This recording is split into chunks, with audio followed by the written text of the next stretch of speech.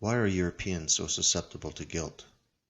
One explanation is that all cultures have a foundation myth that tells them who they are, and the foundation myth of modern Europeans is simply a negative one. How does one recognize a foundation myth? First, it must fulfill three functions. 1.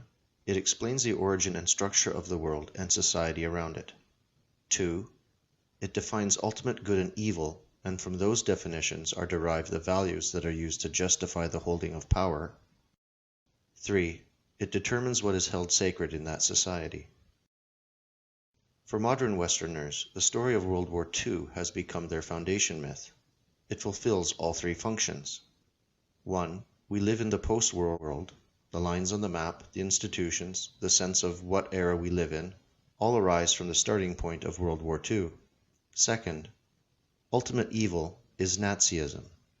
Ultimate good is opposing Nazism. The values derived from these definitions are anti-racism, equality, diversity, anti-nationalism, and so on.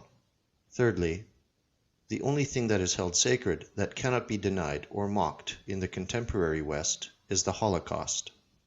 The problem is that all three functions are backwards or negative.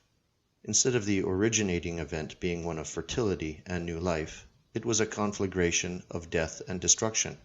Instead of ultimate good taking the central position in the story, that slot is occupied by some ultimate evil, known as Adolf Hitler, holding the center point of the World War II story. Instead of that which is held sacred being something mysterious and sublime, the Holocaust is simply an obscenity. Having a negative foundation myth means the tree of life for Westerners is poisoned. People don't realize it, but the bounds of allowable thought and the orientation of ideas are all downstream from this mythos. As long as our understanding of who we are is determined by this negative foundation myth, the only direction is down and eventually extermination. The power of mythology, in modern global corporate terms, of ad branding, is no trivial thing. Lose your founding myth and you lose your identity.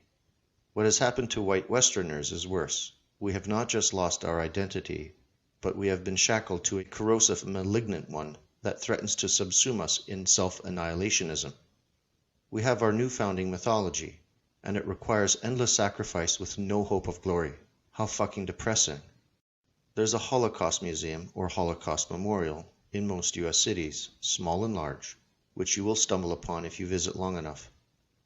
Even small-town America, Jewish population under 0%, has Holocaust memorials scattered about. And why? It didn't happen here. Americans had no knowledge or no participation in it, yet we bend the collective knee to its awesome allure and pay our shame geld to its rabbinic overseers.